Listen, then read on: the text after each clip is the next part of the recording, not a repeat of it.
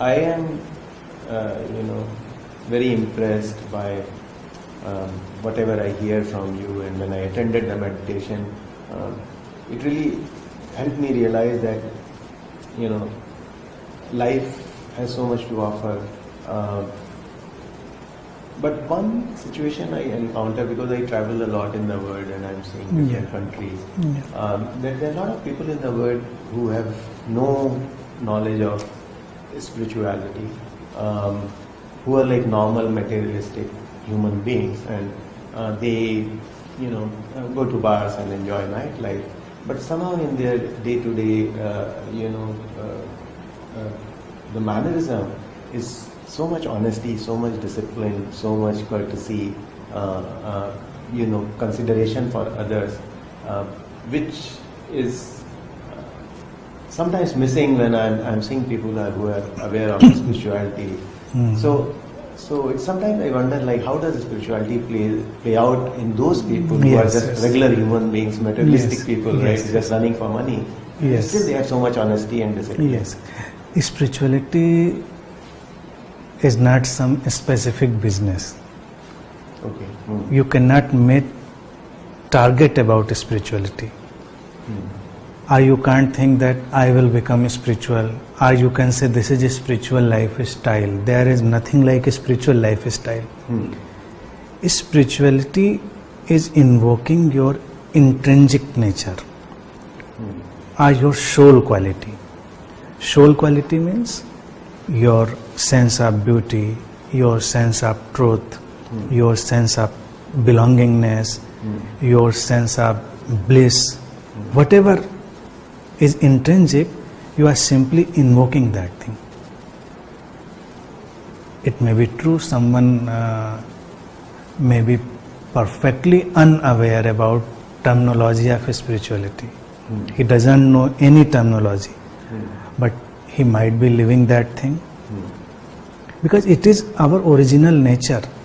We can live. We are simply hiding that nature, and hiding with efforts. So there are numerous people who doesn't know any terminology about spirituality, but they are living a spiritual life.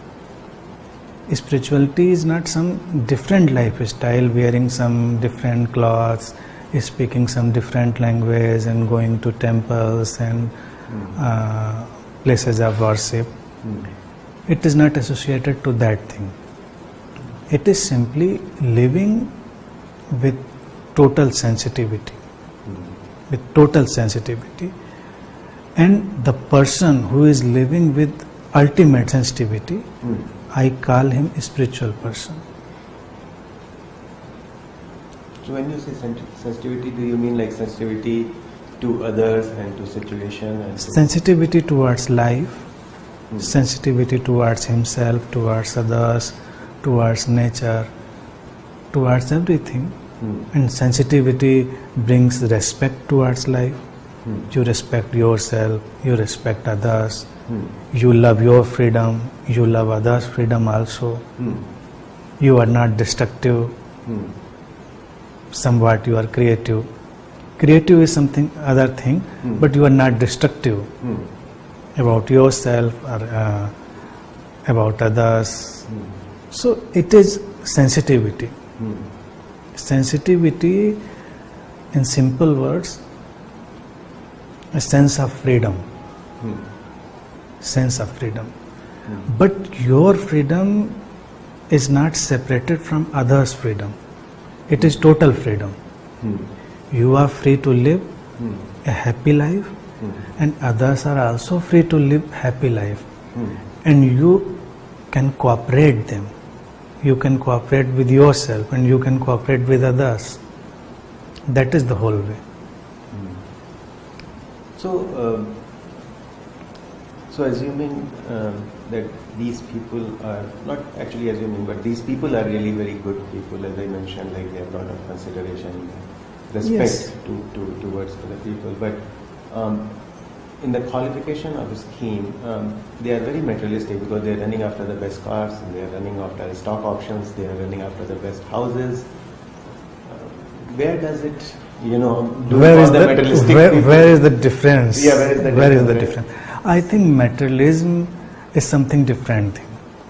If you are drawing your meaning of life from material things, then you are materialistic. If material things are only utility things, then you are not materialistic. If you draw your meaning of life from what you have,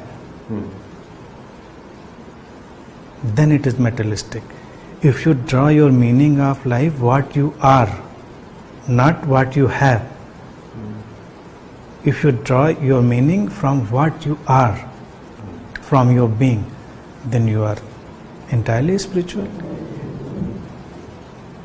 So, I'm sure it has a deeper meaning, but I don't really understand the difference which you're. So, deriving the meaning from what you are as respect to the other. So, can you elaborate a little bit more? Yeah, obviously. I think in the evolutionary process, there are 3 stages. First, what we have, that creates meaning our life. In childhood, what toys and what clothes and what books. And after that, what you do. These are our peripheral activities, outside activities. What you have in the material objects and what you do as deeds. And society creates this whole atmosphere. You have to do good deeds, then you are a good person, you are saint. If you do bad deeds, you are not a saint, you are an unholy person, you are some miscreants or a sinner or anything. And third stage, it is evolutionary stage. What we say, what you are, what is inner being. It is not associated with objects, it is not associated with your deeds, but your nature, intrinsic nature. You are satisfied without any object, you are completely happy without any deed. At this stage, again person sees things are happening. You are not doer. You are not doing anything exactly. At least you can be a medium only. And you are medium. Things are happening. You can only give a way to happen things. So you are not attached to your deeds, you are not attached to your objects. At this stage you become witness. Again what you are mean becoming witness. Witness of whole life. Witnessing the whole drama of life which is unfolding day by day. So the person who is witness, in a spiritual sense, he is perfectly right. Is it clear? No, it is very clear, but one more thing comes to my mind immediately is, if we take ourselves to a stage where now we are a witness, okay, so things are happening and we have dissociated ourselves and we are a witness. How do we ever derive a feeling of pleasure or sadness or something which are so essential to the human beings? So how do we remain humans anymore? You are human. Then you accept that pleasures happen and pain happens. Then you accept this phenomena. If you expect pleasure, pain will be there. Pleasure and pain go together. They are moving together. So you accept pleasure and pain. There is no problem. Where is the problem? This is life. Life is moving in duality. Life is moving into pleasure and pain.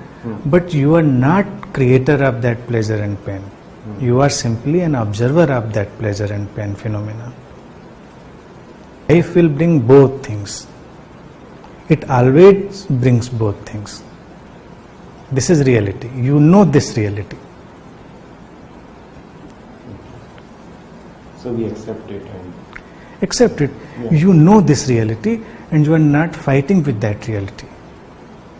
Things are coming, things are going, our cells are born and they are dying continuously. We know the whole structure.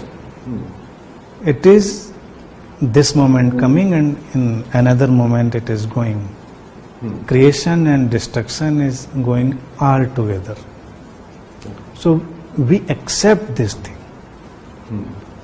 Accepting this makes you witness. And it is a great peaceful thing. It brings inner joy. In spirituality we call it Anand. In English we translate it as bliss, but bliss is not accurate translation of Anand. Anand is something different from duality. Anand means it is not pleasure and pain, it is third possibility, something different, something witnessing. The witness who sees pleasure and pain simultaneously. That is Anand, state of Anand. Very profound. Yeah, thank you for your thoughts, Anant Sri.